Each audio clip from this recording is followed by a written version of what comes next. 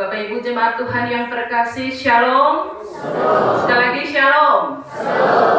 Kita masih dalam momen peringatan bulan kebangsaan, sekaligus peringatan HUT ke-79 Republik Indonesia di hari kemarin. Karena itu bolehkah kita berjabatan tangan di samping kiri kanan kita sambil berkata salam kebangsaan, kemerdekaan. Merdeka ya. Iya. Terima kasih. Hari ini kita akan berefleksi bersama, kira-kira botong semua merdeka kosong deh. Ya. Baik, Bapak Ibu, saudara-saudara, sebelum saya membawa kita untuk berefleksi bersama kebenaran firman Tuhan ini, saya mau bilang pertama terima kasih banyak untuk kesediaan hati dari Bapak Ibu jemaat Tuhan, bahkan para presbiter, ya, para pendeta yang ada di jemaat ini melalui Majelis Klasis Kupang Tengah, menerima program dari Majelis Klasis Kupang Timur terkait dengan pertukaran pelayan. Dan hari ini berlangsung serempak. Ya, teman-teman dari Kupang Timur ada di Kupang Tengah dan Kupang Tengah ada di Kupang Timur. Kita berbagi pelayanan bersama, dan karena itu saya bagi pribadi ya merasa ini satu penghargaan, penghormatan bisa ada di tengah-tengah jemaat Getsemani Tarus Timur. Bapak Ibu kekasih Tuhan, selanjutnya saya juga perlu memperkenalkan diri. Walaupun nama saya mungkin dari minggu lalu sudah disampaikan, saya biasa disapa dengan Mama Tin. Ya. Dari Face, ini sudah jelas orang Alor Timur Selatan. Kalau Mama itu masih keluarga dengan Mama Magdel punya suami, Tekalapeta. Ya, karena Mama saya Mongkola itu dari Kolana. Iya. Masih keluarga. Kalau dengan Bapak Pace itu jarang kami bertemu, tapi kalau dengan Bapak Hans Tekalapeta, mantan bupati, itu keluarga dekat. Saya ditabiskan jadi pendeta Gemit dari tahun 2005 dan tahun ini masuki 19 tahun kependetaan saya dan melayani di 4 klasis. Pertama di Alor Timur, lalu dimutasikan di klasis Amarasi Barat, lalu mutasi ke klasis Fatuleu Timur, dan tepat tanggal 3 September 2017 saya dimutasikan ke klasis Kupang Timur dan ada di jemaat Getsemani Babau, dan tahun ini masuki tahun ke-7 periode kedua. Tahun depan sudah selesai masa pelayanan saya di Getsemani Babau. Bapak Ibu jemaat Tuhan yang terkasih, selanjutnya tentu dalam kaitan dengan peringatan atau momen kebangsaan dan juga peringatan HUT Committee yang kita rayakan kemarin dalam upacara bersama dan juga ada syukur. Ya, sebagai warga gereja kita ada dalam syukur HUT ke-79. Kita berefleksi bersama tentang pentingnya sebuah rasa kebersamaan, persekutuan walaupun kita ada di tengah-tengah perbedaan. Bapak Ibu saudara-saudara yang saya kasihi dalam kasih Tuhan kita Yesus Kristus, di satu sisi kita bersyukur karena kasih dan rahmat Tuhan kita dianugerahkan sebuah bangsa yang begitu luar biasa, sangat kaya dengan segala keanekaragaman suku budaya dan juga segala hal yang Tuhan izinkan untuk kita alami. Kita bangga sebagai warga negara Republik Indonesia, tetapi sekaligus ini juga menjadi catatan refleksi bagi kita setiap kali kita ada dalam momentum seperti ini. Ketika ada slogan merdeka, pertanyaannya adalah apakah saya sudah mengalami yang namanya kemerdekaan itu? Saya sudah dimerdekakan, tapi apakah saya sudah benar-benar dimerdekakan? Tentu ini pergumulan yang harus kita gumuli dari waktu ke waktu sebagai pemimpin-pemimpin yang dipercayakan, mulai dari presiden sampai RT RW, tapi juga dalam lingkup pelayanan gereja, mulai dari pendeta, penatua, diaken, pengajar, dan juga semua unsur yang terkait di dalamnya. Sejauh mana kita memaknai itu sehingga setiap momen seperti ini kita tidak hanya sekadar nampak dari luar, tapi kita buktikan itu dalam keseharian kita. Bapak Ibu saudara-saudara yang diberkati dalam kasih Tuhan kita Yesus Kristus, karena itu tentunya pada hari ini kita akan dibawa untuk merenungkan bersama Yakobus 3 ayat 13 sampai dengan 18 untuk membawa kita untuk evaluasi saya ada di titik seperti apa sih. dalam kaitan dengan memaknai sebuah persekutuan, perbedaan yang ada, dan sejauh mana saya menggumuli itu, apakah dengan berdasarkan hikmat saya sebagai manusia yang terbatas atau dengan menggunakan hikmat Tuhan, dan sejauh mana saya mampu menghadirkan damai sejahtera itu di tengah-tengah kebersamaan ini. Bapak Ibu saudara-saudara yang saya kasihi dalam kasih Tuhan kita Yesus Kristus, tentu lewat teks ini kita akan belajar tentang bagaimana kondisi jemaat di 12 suku di perantauan pada saat itu. Apa situasi real mereka pada saat itu. Bapak Mama saudara-saudara, dan karena itu kalau kita simak baik-baik kitab Yakobus ini, kita akan mendapat gambaran bahwa ternyata mereka ada dalam suasana tidak damai sejahtera. Rupanya ada masalah di antara mereka. Oleh karena itu Yakobus menulis surat ini untuk menekankan tentang pentingnya mereka dipimpin oleh hikmat Tuhan. Kamu tidak bisa selalu ada di situ. Karena itu kamu mesti memiliki sesuatu untuk menolong kamu bangkit dari keterpurukan itu. Bapak Ibu saudara-saudara, nah apa buktinya kalau jemaat-jemaat di 12 suku perantauan ini mengalami masalah sehingga mereka tidak ada dalam sukacita damai sejahtera? Saya ajak kita untuk mari kita lihat bersama di pasal 1 ayat 9 dari Yakobus ini. Kita lihat dari pasal 1 dari surat Yakobus ayat 9 sampai dengan 18. Itu Bapak Mama bisa lihat di situ ada perikop tentang keadaan rendah dan keadaan kaya, lalu kemudian pengujian dan pencobaan pendengar atau pelaku firman Tuhan, ya sebelum sampai ke situ.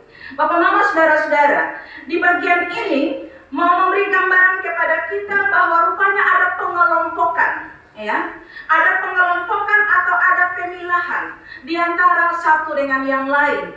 Di situ jelas siapa yang paling diidolakan, siapa yang tidak, ya.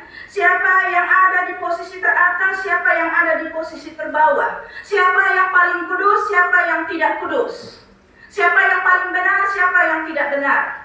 Itu situasi yang digambarkan di ayat 9 sampai 18 dari pasal 1. Lalu kita beralih ke pasal 2.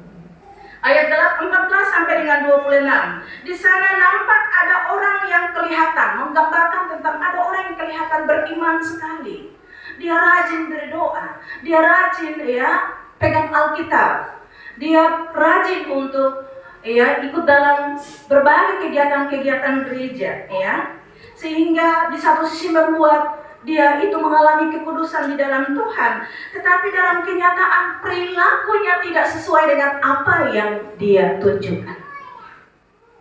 Jadi contoh sederhana, hari Minggu dia kudus, tapi hari Senin sampai dengan hari Sabtu tidak kudus. Di gereja kelihatan alim, tapi keluar dari gereja dulu. Kalau orang seomong tak salah sedikit, cepat tersinggung dan marah.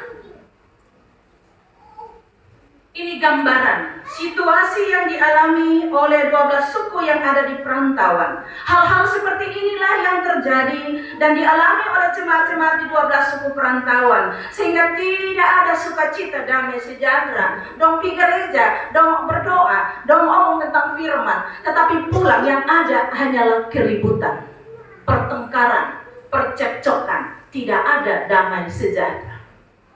Itu digambarkan di sana. Lalu mari kita lihat di pasal 3 ayat 1 sampai 12 sebelum dia membawa kita untuk menjelaskan tentang pentingnya menggunakan hikmat.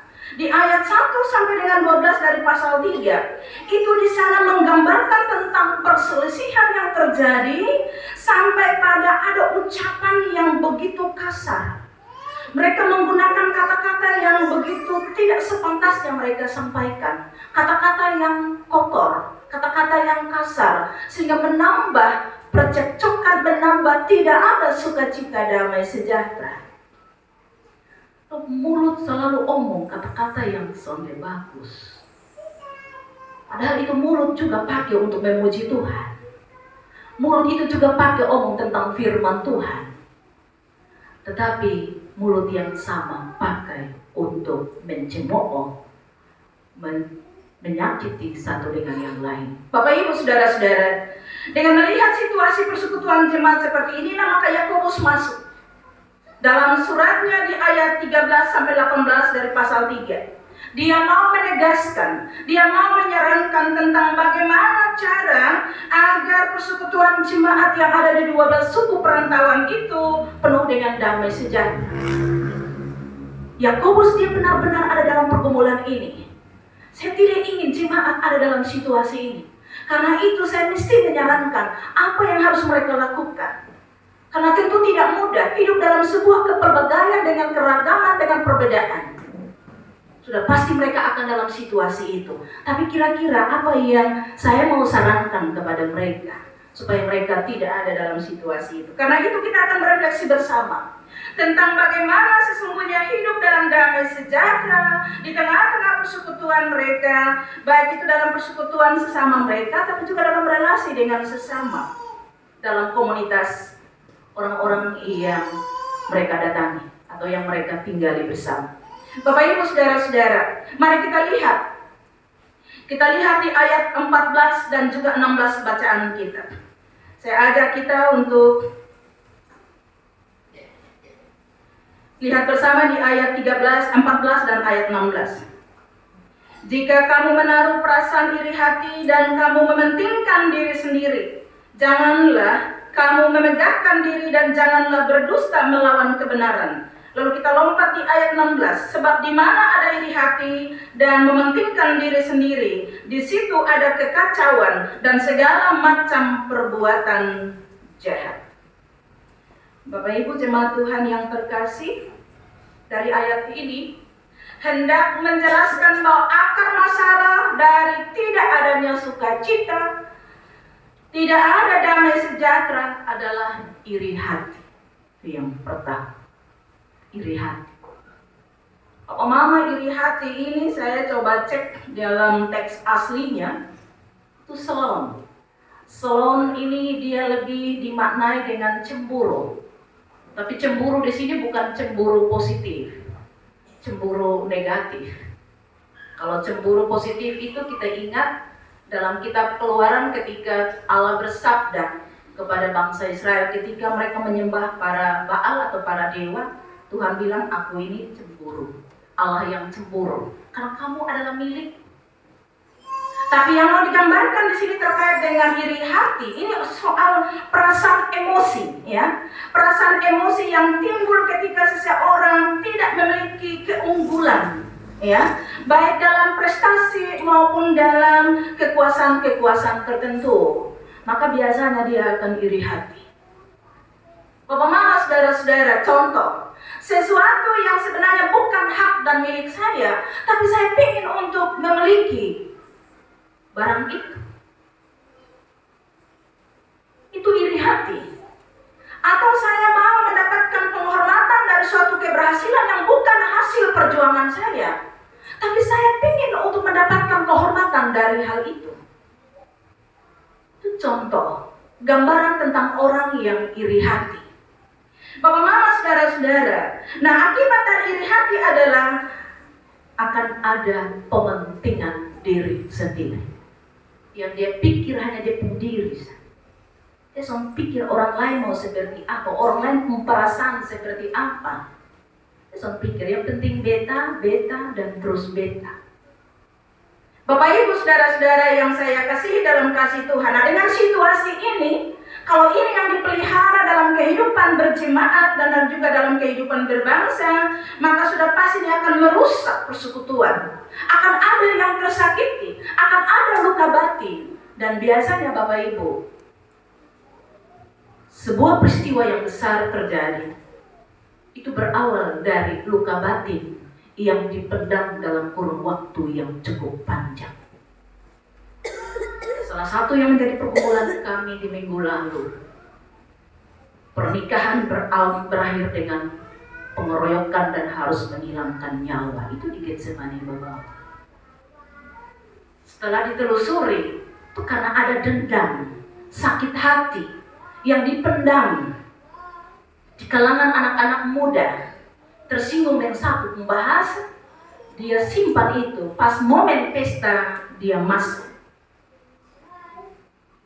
Bapak mama saudara-saudara yang saya kasihi dalam kasih Tuhan, orang yang cenderung iri hati dan mementingkan diri sendiri, firman Tuhan dikatakan itu orang yang memiliki hikmat dari bawah, bukan dari atas Tuhan. Itu orang yang memiliki hikmat manusia, bahkan dikatakan setan-setan. Saya merenungkan bagian ini, kalau saya ada di posisi seperti itu, saya anak Tuhan tapi sekaligus anak setan. Karena apa? Karena iri hati pementingan menguasai saya. Maka itu hikmat setan yang menguasai saya. Bapak Ibu saudara-saudara yang saya kasihi dalam kasih Tuhan. Jadi di sini Yakobus menemukan dua hal penting penyebab perpecahan dalam jemaat di 12 suku perantauan, iri hati dan pementingan diri sendiri. Nah, selanjutnya mari bagaimana cara kita mengatasi? Karena di satu sisi sebagai manusia kedagingan kita itu juga menguasai. Sekalipun saya pendeta, tapi kedagingan saya masih ada. Sekalipun saya penatua, diaken, pengajar, ya, tapi kedagingan saya juga menguasai. Bagaimana cara supaya saya bisa menyikapi situasi ini? Bapak Ibu saudara-saudara yang diberkati dalam kasih Tuhan, saya mengajak kita untuk kita baca di ayat 13. Siapakah di antara kamu yang bijak dan berbudi? Baiklah ia dengan cara hidup yang baik, menyatakan perbuatannya oleh hikmat yang lahir dari kelemah lembutan. Bapak Ibu jemaat Tuhan yang terkasih, satu kata kunci, hikmat. Apa itu hikmat? Ya, dalam teks aslinya disebut dengan kata hokmah. Ya, hokmah ini punya pengertian yang luas. Ya. Dia berkaitan dengan apa? Pengertian atau pemahaman tentang pilihan-pilihan yang hidup. Dia berkaitan dengan nilai-nilai yang hidup. Dan juga berkaitan dengan tindakan konkret, berkaitan dengan pilihan dan nilai-nilai hidup. Karena itu misalnya kita buka dalam Mazmur pasal 1, ayat 1 sampai dengan 6. Diperhadapkan kepada kita tentang dua jalan. Jalan orang benar, jalan orang fasik. Kalau orang yang bijak, dia akan memilih jalan orang benar. Kesukaannya adalah apa? Merenungkan Taurat itu siang dan malam. Dan dia akan menghindari dari kumpulan para pencemooh. Dan dia punya ujungnya adalah kebahagiaan. Berbeda dengan orang yang tidak memiliki hikmat Tuhan, dia akan memilih jalan orang fasik. Sukanya hanya suka berkumpul kok omong orang pun jelek. Suka bahasut sana sini. Dia diibaratkan sekam yang mudah ditiupkan angin ke sana kemari dan ujung-ujungnya adalah kebinasaan. Ini bicara tentang hikmat. Bapak mama saudara-saudara yang saya kasihi, dan karena itu oleh ahli perjanjian lama menafsir ini hikmat itu sebagai semacam apa ya? Seni mengelola kehidupan. Ya, seni mengelola kehidupan. Walaupun kehidupan ini tidak mudah. Walaupun dunia tempat kita tinggal ini jahat, tetapi Tuhan kasih hikmat bagaimana kau punya seni mengelola itu. Engkau ada di tengah-tengah persekutuan yang kau tidak bisa paksakan orang sama dengan engkau, tapi engkau punya seni untuk mengelola perbedaan itu. Bapak mama saudara-saudara yang diberkati dalam kasih Tuhan, menurut Yakobus caranya adalah dengan menggunakan hikmat Tuhan. Ya. Bagi Yakobus orang yang berhikmat adalah dia yang dapat menunjukkan perilaku yang baik. Ya, dan ketika dia diberikan pekerjaan, dia kerjakan itu dengan sikap lemah lembut. Sonde protes-protes. Kalau betul yang kerja, apalagi di gereja, mau protes jalan terus, saya kadang-kadang omong di koster, tata usaha, dan juga majelis jemaat di Getsemani Bapak. Saya bilang melayani Tuhan itu suatu kehormatan. Apapun tugas dan tanggung jawab, kerja dengan hati. Jangan dengan ini. Ini juga penting, tapi harus ada keseimbangan antara logika dan hati. Karena besok-besok Tuhan sontanya lu berapa periode melayani. Tetapi sejauh mana engkau memaksimalkan panggilan itu untuk menghadirkan damai sejahtera bagi orang-orang di sekelilingmu. Tapi kalau sekian periode, tapi setiap saat orang makatomo besok suka itu pentua, besok suka itu pandita, patut direnungkan. Hal yang sama untuk kita sebagai jemaat. Bapak Mama, saudara-saudara yang saya kasih dalam kasih Tuhan, bekerja dengan lemah lembut, dengan ucapan syukur. Lakukanlah sama seperti saya lakukan untuk Tuhan. Walaupun yang saya dapatkan tidak berimbang dengan apa yang saya harapkan, tapi saya percaya, saya kerja, ini pekerjaan Tuhan. Tuhan sudah mungkin tutup mata untuk saya. Tidak hari ini, tapi esok. Tuhan pasti siapkan. Bapak Ibu jemaat Tuhan yang terkasih, dengan hikmat Tuhan, mereka akan mampu menghadapi perselisihan, sehingga persekutuan tetap terjaga. Mama, saudara-saudara, dengan hikmat orang akan mengolah kemampuan berkomunikasi dan mengucapkannya dengan lemah lembut, kelembutan. Biar berbeda, tetapi dengan hikmat itu, kau punya seni untuk kira-kira ini orang, dia pembawaan memang suka kasar memang. Kira-kira bagaimana beta menyikapi dia? Itu mungkin kasar dia, kan memang dia dasarnya suka kasar. Kalau beta ditanggapi dengan kasar, itu yang soal. Berarti nol sama-sama. Dia juga, saya juga. Apa bedanya? Bapak Mama, saudara-saudara yang saya kasih, saya tidak tahu ya di Getsemani Tarus Timur. Dari saya sempat tanya, ada sekitar 500 lebih ya kakak. Iya, latar jemaat heterogen juga ya, dari latar belakang suku budaya. Di Getsemani Babau 900 kakak dengan jemaat yang heterogen, sebagian besar Rote, Sabu, Sumba, Timor, Alor, dan sebagainya. Ada Cina, ada Jawa, dan sebagainya. Saya awal masuk itu saya stres juga ya. Tapi saya kira untuk Getsemani Tarus Timur dengan Getsemani Babau ini 11-12 ya. 11-12.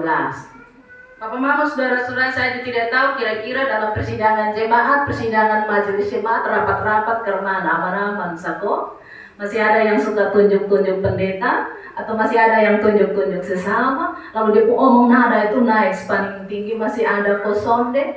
Saya berharap itu tidak terjadi ya. Iya. Bapak Mama, saudara-saudara yang saya kasihi dalam kasih Tuhan kita Yesus Kristus, bagi saya perbedaan pendapat dalam sebuah rapat sidang itu biasa, itu dinamika. Tapi jangan terlalu. Hai, kok ini pekerjaan Tuhan? Saya kadang-kadang kalau teman-teman ada syutingnya, saya bilang lanjut. Kapan paling turun baru beta jawab dari sini. Kalau masih paling tinggi, lanjut terus Papa. Di waktu di Amarasi, pentua pukul ini meja sampai pijak, triplex toh. Saya bilang, Papa ganti beta duduk di, Bapak duduk sini, beta duduk di situ. Pukul ini meja kapan kau bapak tangan sakit, berhenti sudah habis baru saya jawab Bapak Tapi ingat, habis itu karena Bapak bendahara, kita harus sidang anggarkan untuk perbaiki itu meja. Bapak Mama, saudara-saudara yang saya kasihi dalam kasih Tuhan kita Yesus Kristus, dalam perbedaan dalam sebuah persekutuan itu hal yang wajar. Tetapi terkadang yang memuncak itu adalah saat kita tidak punya kemampuan untuk berkomunikasi dengan baik. Ya, kita tidak mampu berkomunikasi dengan baik dan dengan sikap merendah. Semua mau tinggi terus. Ya, dia mau sebagai pendapat itu yang dipegang sudah. Kalau pendapat sonda dihargai itu yang susokan. Dia titi meja, dia pulang besok akan datang lagi. Kadang-kadang itu terjadi. Bapak Mama, saudara-saudara yang saya kasihi dalam kasih Tuhan, pengalaman saya di tempat-tempat sebelumnya, ketika saya undang mereka dalam status sebagai USI, mereka datang lalu mereka bilang, ini saya ini tahu toh, begitu. Tapi ngomong apa harus ingat. Saya bilang, Papa di sini potong usir cuma satu, ketua di atas. Di luar baru Bapak usir. Tapi ingat, itu kepercayaan yang diberikan sebagai orang yang dituakan. Hargai itu dan tunjukkan dalam sikapmu di hadapan usir yang tidak kelihatan itu. Kata-kata kita, sikap kita, cara berkomunikasi kita, sadar atau tidak, bisa membuat sebuah persekutuan itu menjadi tidak ada sukacita, damai, sejahtera. Dan ini perlu menjadi pergumulan kita, mulai dari pemimpin sampai pada jemaat. Bahkan penolakan terhadap pendapat seseorang sering juga dilakukan dengan bahasa dan nada yang tinggi, ya. Yang seharusnya dengan hikmat Tuhan, penolakan terhadap pendapat mereka lakukan dengan bahasa yang kalau dia dengar itu dia berat di sini mah, dia bisa terima. Dia mau marah jo, bisa kok itu bahasa jo pas di bepung hati.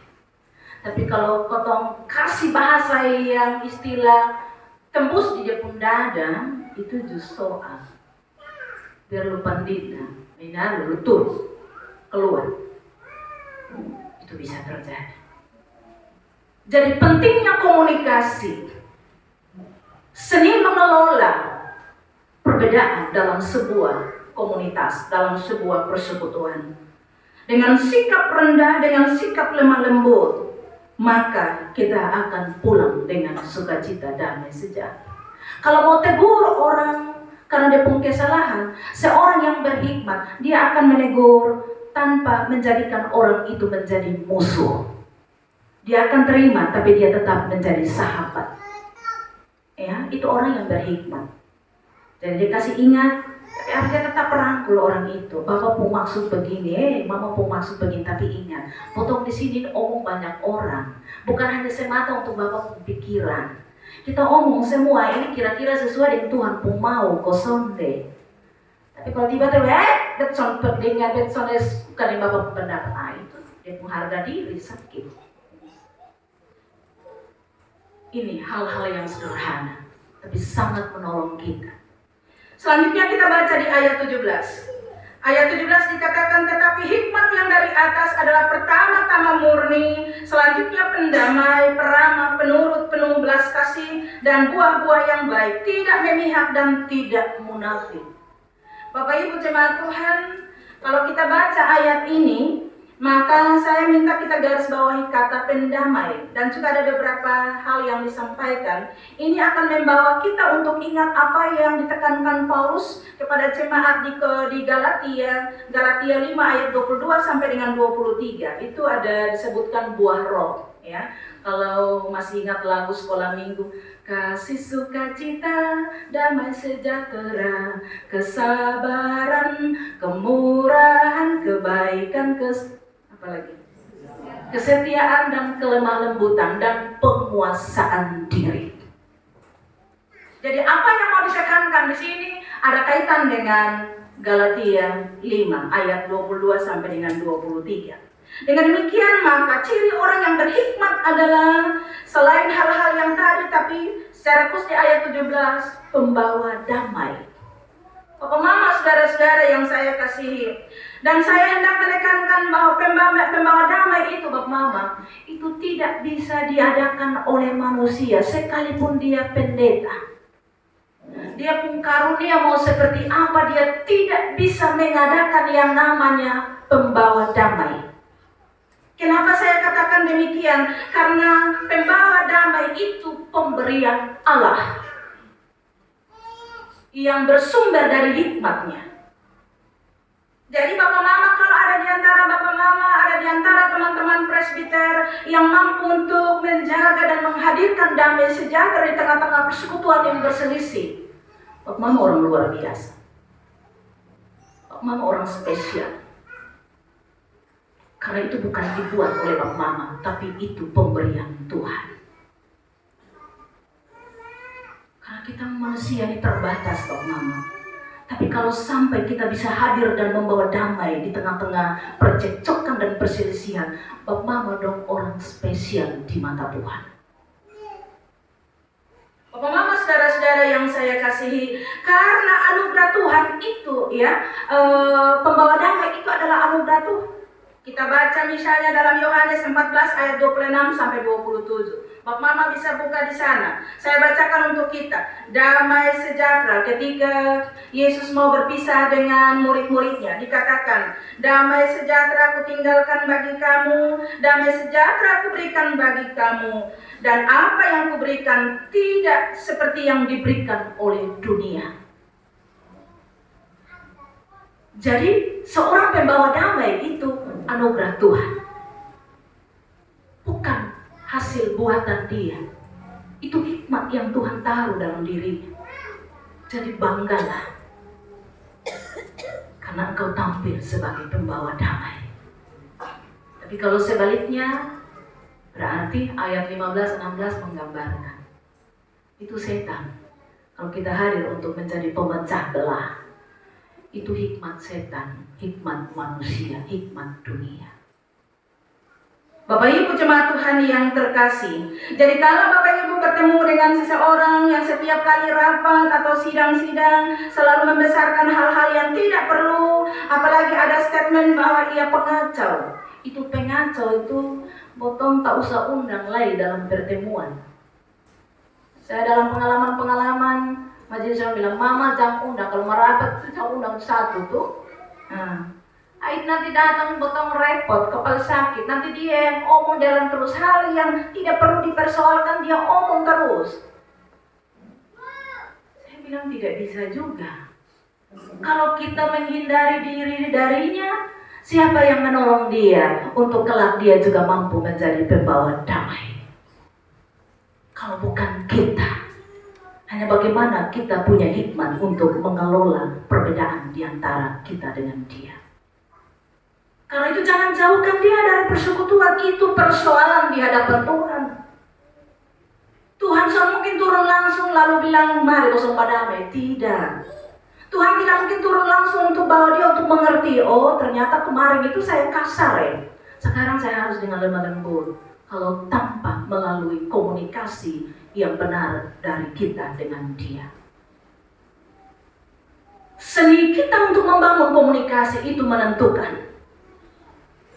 Bapak Ibu saudara-saudara, karena tidak ada seorang yang sejak lahir itu sudah jadi pembawa damai, soalnya ada.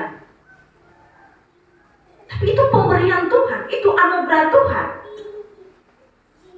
Lalu bagaimana sikap saya dan Bapak Ibu, ya, dalam menghadapi orang-orang seperti itu?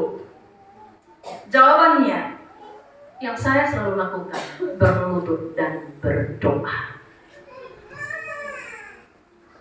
Kadang-kadang potong mungkin manusia persetan dari dia dong. Oh dia terlalu apa kan?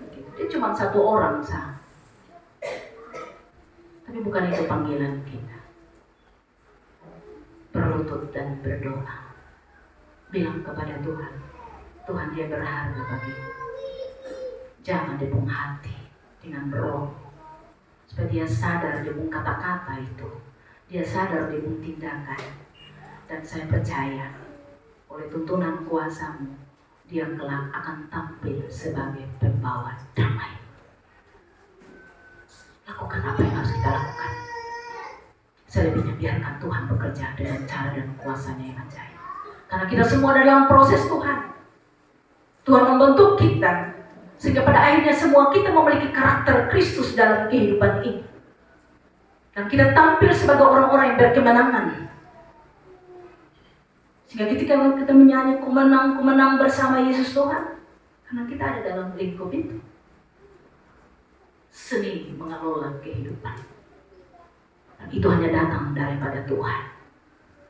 Bapak Ibu saudara-saudara, bahkan saya mau bagikan pengalaman saya, ya. Ketika saya ada di Alor, Amarasi, Patuleu Timur, bahkan sampai di Getsemani bawah. Mungkin ada di antara yang keluarga dari Getsemani bawah. Ketika awal pertama saya masuk, ada berbagai pernyataan itu Getsemani itu begini-begini. Tapi saya justru merasa menarik untuk saya mau coba belajar di sana. Karena dibalik dari situasi itu ada sesuatu yang berarti bagi kita. Walaupun kadang-kadang sakit di awal-awal, ya, yang salah juga tetap salah, yang benar juga tetap salah dan sebagainya. Tapi kemudian sampai di sini Bapak Ibu, ini pengalaman saya. Saya belajar untuk menyadari bahwa saya bilang kepada jemaat, kalau tahun depan saya keluar dari Getsemani, saya bersyukur kepada Tuhan. Bukan karena jemaatnya besar, tidak. Tapi karena dinamika dalam persekutuan itu. Membentuk saya untuk tadinya cepat emosional, tapi sekarang saya menjadi orang yang tenang dan sabar. Kalau ini dia mau begini, dia bersikeras, kira-kira keluar dari rapat, saya ikuti dia sampai di rumah. Kira-kira Bapak mau apa? Kalau tadi pendeta dan jemaat, coba mari kita omong, Bapak dan anak. Bapak mau kasih bebas. Bapak mau apa? Setelah itu saya temukan, oh dia punya maksud ini, hanya cara menyampaikannya yang salah. Lalu kusut tambah yang dia punya karakter yang memang dari awal sudah sedikit arogan, sukasar memang. Nah itu sutama, kalau dia marah sedikit berarti saya akan membawa pukul saya di dalam gereja. Tapi itulah keunikan dalam sebuah keberagaman. Dan kalau sampai di titik ini, orang-orang yang sebelumnya berseberang, kami menjadi satu dan saling mendukung. Itu sesuatu banget. Bahkan ketika di Fatuleu Timur ada satu keluarga yang sumpah saya, kalau saya keluar dari Fatuleu baru dia masuk. 3 tahun dia melalang buana. Tapi kemudian saya bilang saya bahaya cuma satu. Kalau Tuhan izinkan saya keluar bapak mama masuk gereja, itu akan terjadi. Tapi kalau Tuhan izinkan bapak mama masuk kalau saya keluar, itu juga akan terjadi. Mereka tidak mau gereja. Setiap kali pertemuan dan dalam pertemuan tertentu saya selalu dikata-kata dengan hal yang tidak pantas. Tapi saya terus ada dalam perkunjungan, setiap doa, setiap duka, suka saya ada. Mau terima atau tidak ini saya. Kadang-kadang sakit juga sih. Tapi saya cuma tahan, nanti menangisnya di rumah. Tapi pada akhirnya Tuhan berbuat perkara. Setelah 2 periode di Fatuleu Timur, keluarga itu masuk, baru saya keluar, dan yang mengantar saya masuk di Getsemani adalah keluarga itu. Bapak mama saudara-saudara yang saya kasihi, Tuhan melihat kedalaman hati kita. Sebagai manusia kita terbatas, tapi ada hati untuk melakukan apa yang difirmankan. Tuhan akan pertetapkan itu bagi kita. Walaupun sulit secara kedagingan kita, tapi janji Tuhan adalah ya dan amin. Itulah pengalaman saya. Maka saya semakin menarik kalau berhadapan dengan orang-orang yang berbeda. Karena apa? Karena mungkin Tuhan sedang taruh sesuatu dalam dirinya. Ada potensi, ada karunia, ada kelebihan tertentu dalam dirinya yang kalau saya satu dengan dia, itu menarik bagi saya. Saya belajar dari dia. Bapak mama saudara-saudara yang saya kasihi dalam kasih Tuhan, karena itu kalau ada orang yang terkadang sedikit arogan, jangan dijauhkan. Tetapi dirangkul, sebab bisa saja ada talenta tertentu yang Tuhan kasih lewat mereka. Untuk bagaimana kita gali, di balik dari arogansinya, ada sesuatu yang kita tarik untuk membekali kita. Itulah seni mengelola kehidupan di tengah perbedaan.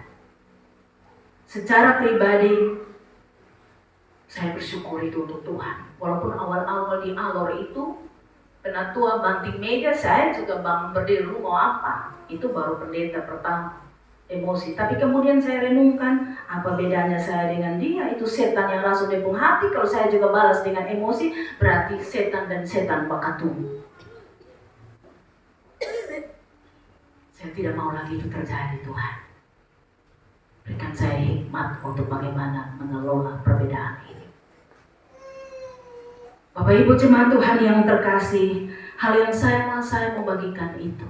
Kalaupun ada perbedaan di antara kita, ada yang suka kritik, yang arogan dan sebagainya, Tuhan punya maksud untuk kita. Kita belajar dalam mengelola komunikasi dengan orang-orang itu.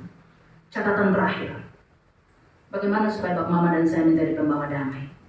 Tidak ada dalam teks kita, tapi coba mari kita baca bersama di dalam Roma 12 ayat 10. Saya ajak kita baca bersama-sama ya. Roma 12 ayat 10.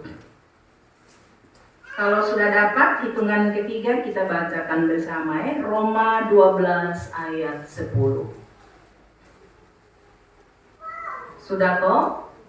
Sudah, hitungan ketiga kita baca bersama. 1, 2, 3. Hendaklah kamu saling mengasihi sebagai saudara dan saling mendahului dalam memberi hormat. Bapak Ibu jemaat Tuhan yang terkasih, kalimat saling mendahului dalam memberi hormat dalam teks aslinya hupataso, yang artinya merendah. Apapun posisi kita, katakanlah saya sebagai pendeta, jemaat menghormati saya. Tapi kalau untuk mengelola sebuah persekutuan, perbedaan di antara majelis dan jemaat, pendeta juga harus bisa merendah. Merendah bukan berarti kalah, tapi itu anugerah Tuhan, hikmat itu. Sama seperti Kristus Allah, dia harus merendah, menjelma menjadi anak manusia, terlahir di dalam dunia, terlahir dalam kandang yang hina, bahkan dia menderita mati di atas kayu salib. Untuk apa? Untuk menyelamatkan manusia, menyadarkan manusia tentang dosanya, dan pada akhirnya dia dimuliakan. Hal yang sama Tuhan mau, saling memberi hormat, mendahului. Kalau dia yang salah duluan, beta yang benar, dan kemudian dia membuat ada hubungan yang terpisah, atau bilang, aduh kasihan deh, beta sudah mau seperti ini. Ya sudah, tunggu, kalau waktu belum datang lah, datangilah dia. Soalnya ada yang kurang dalam diri kita. Mungkin manusia bilang, nah itu, atau mungkin dia bilang, nah itu dia sudah datang di beta. Tapi pertanyaannya adalah, dasar apa kita melakukan ini? Kalau itu dasar pijakan adalah kebenaran Tuhan, engkau dipermalukan, dipermuliakan oleh Bapa di sorga. Dan dia dimenangkan, dan akhirnya dia juga akan mengalami pembaharuan dalam hidup ini. Untuk menghindari percekcokan, kita harus merendahkan hati.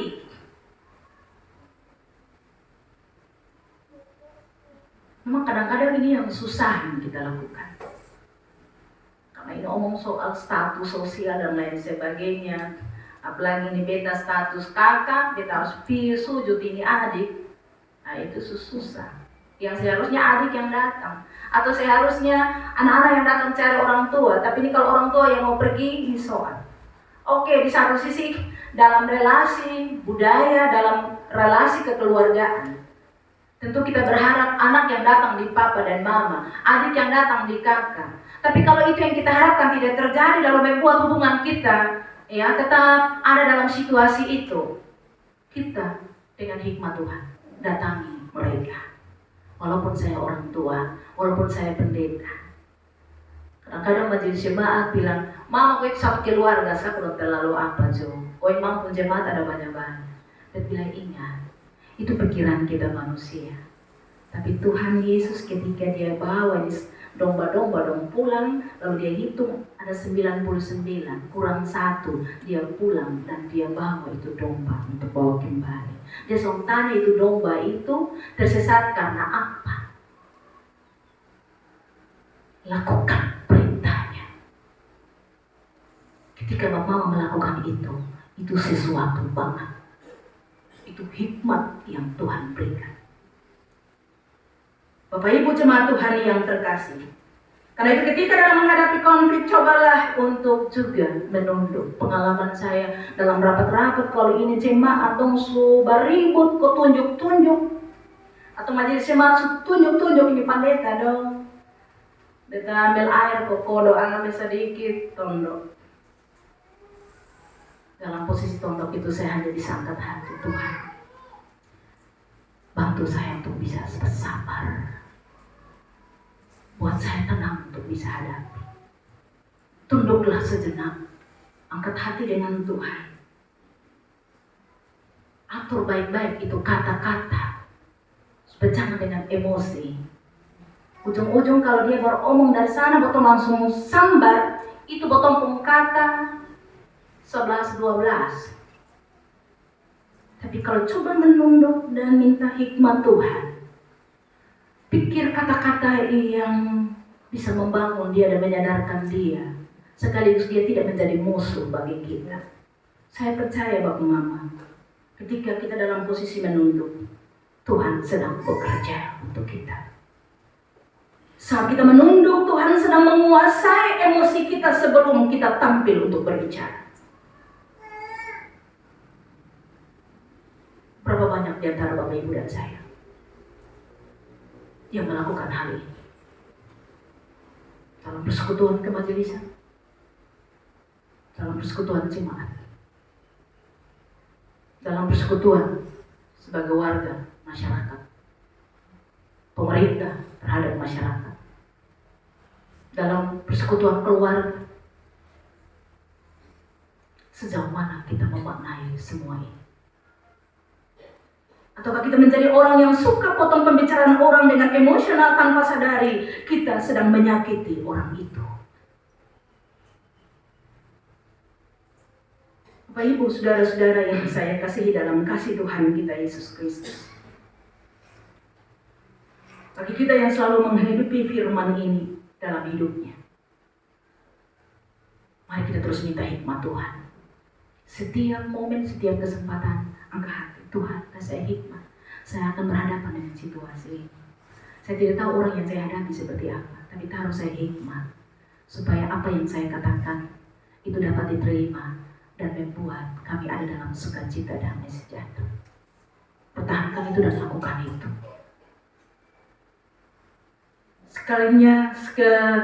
Sebaliknya bagi kita yang belum melakukannya, mari lewat firman Tuhan ini kita pulang dan kita evaluasi diri. Sejauh mana saya ada di posisi sebagai orang yang dipimpin oleh hikmat Tuhan?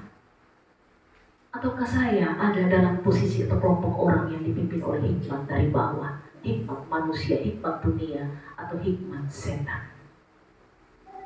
Saya adalah gambar milik Allah. Saya adalah orang yang sudah ditebus oleh Tuhan. Bapak Ibu jemaat Tuhan, dari penjelasan firman Tuhan ini, baiklah kita pulang dengan masing-masing evaluasi diri. Saya sudah dipimpin oleh hikmat Tuhan atau tidak? Orang yang dipimpin oleh hikmat Tuhan menunjukkan perilaku yang baik. Apapun pekerjaan yang dilakukan dengan lemah lembut. Orang yang dipimpin oleh hikmat Tuhan tentu itu nampak lewat karakternya, kata-kata, sikap, dan perbuatan. Dia pun sakit itu dia pedang sendiri dan dia bawa itu dengan Tuhan. Seperti memastikan bahwa saya tidak ada bedanya dengan dunia ini. Saya ada di dunia ini karena saya datang dari Dia untuk memenangkan dunia ini. Orang yang dipimpin oleh hikmat Tuhan bicara dengan lemah lembut, jangan dengan kasar.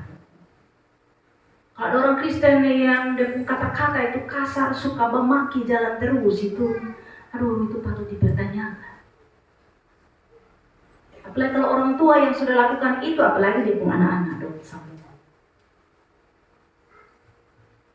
Orang yang berhikmat adalah yang selalu bergaul dengan Tuhan. Tekun berdoa, merenungkan firman Tuhan dan melakukan. Kita selalu diingatkan, jadi orang pintar itu ada di sekolah. Tapi untuk menjadi orang yang berhikmat di sekolah cuma satu, bergaul dengan Tuhan, baca firman, berdoa dan renungkan itu. Dan orang pintar belum tentu menjadi orang yang berhikmat, tapi orang berhikmat dia menjadi orang yang pintar atau cerdas. Karena dia punya kemampuan untuk mengelola dinamika dalam sebuah persekutuan. Terkait dengan HUT ke-79 Republik Indonesia.